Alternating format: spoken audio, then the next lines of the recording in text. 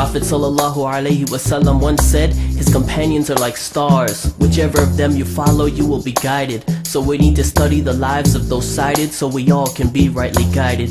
Some of the Sahabas are very well known, others not so popular, but all were shown a way to tazkiyah not on their own. So let's work together so we can be grown. Companions of the Prophet we all should learn about. Learn from their example and try to follow their route. And remember, in times of drought, stick to the sunnah of the Prophet and shout it out.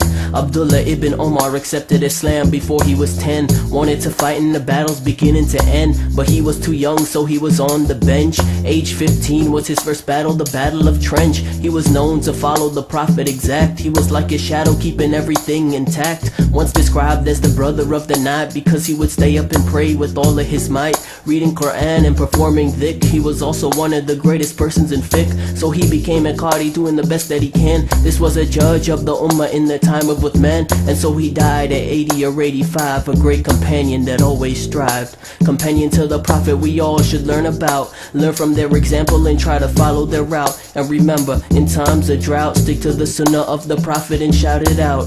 Al-Husayn ibn Salam was a Jewish rabbi, was known for his piety, a good guy. In the city of Yathrib he was widely respected, honored by the people, even those who rejected. In his study of Torah he was intrigued by something. It was a particular verse that was said to bring the coming of a prophet. He continued to read, who would complete the message of the previous prophet, so he decided to heed. Finally when the messenger came, he asked Al-Husayn, what is your name? Al-Husayn ibn Salam, he sighed. Instead it's now Abdullah ibn Salam. The Prophet replied, Abdullah ibn Salam approached Islam with a soul thirsty for lore. Studying verses from Quran, he wanted to know more. He held steadfastly to the Prophet's advice, so was he known as a man from Ahlul Jannah, the people of paradise. Companions of the Prophet we all should learn about. Learn from their example and try to follow their route. And remember, in times of drought, stick to the sunnah of the Prophet and shout it out. When the Prophet made hijrah, his camel was set to roam. Finally stopped at Abu Ayyub al-Ansari's home.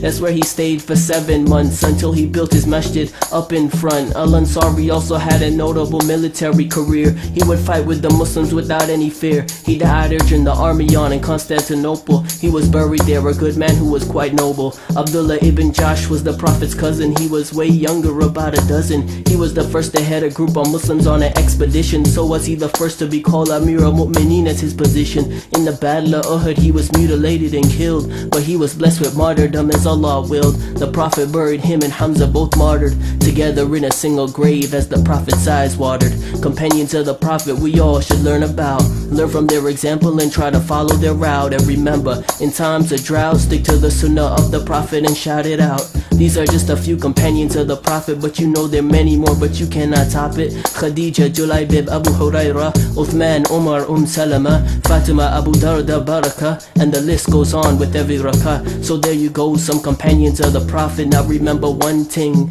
to continue your learning and never stop it.